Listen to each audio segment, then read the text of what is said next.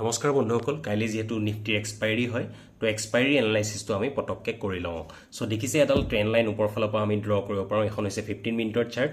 এইটো এটা ন' ট্ৰেড জোন। দেখিছে ইয়াতে কোনো ট্ৰেড কৰিব দৰকাৰ নাই। আজি যিহেতু ইয়াতে গেপ ডাউন অপেনিং হৈ পেলাই ওপৰতে ছাইডৱেজ নিচিনাকৈ থাকিলে, বাট এই ট্ৰেণ্ড লাইনডাল যোনডাল আহিছে সেইডাল ব্ৰেকআউট কৰিব নোৱাৰিলে। চ' কাইলৈ যিহেতু এক্সপায়াৰি হয়, আপোনালোকে হয়তো নেক্সট এক্সপায়াৰি যোনটো প্ৰিমিয়াম হয় সেইটো চুজ কৰিব পাৰে। তেতিয়া তাতে প্ৰিমিয়াম ডিকেটো খুব কম হয়। চ' এইটো চাওক, লাষ্টৰ ফালে এটা ফল আহিলে আৰু আহি পেলাই ন' ট্ৰেড জোনতে ক্লজিং কৰিলে, বাট ইয়াতে কোনো ট্ৰেড কৰাটো উচিত নহ'ব যিহেতু ইয়াতে ছাইডৱেজ হৈ আছিলে মাৰ্কেট। চ' কাইলৈ যদি গেপ আপ খোল খায়, অকল সেইটোৰ কাৰণেহে মই আপোনালোকক কৈছোঁ, যদি গেপ আপ খোল খায় এই যোনটো গ্ৰীণ লেভেল আছে দেখিছে, এই গ্ৰীণ লেভেলটোৰ ওপৰত এই লেভেলছখিনি আপোনালোকে স্ক্ৰীনশ্বট ল'ব পাৰে।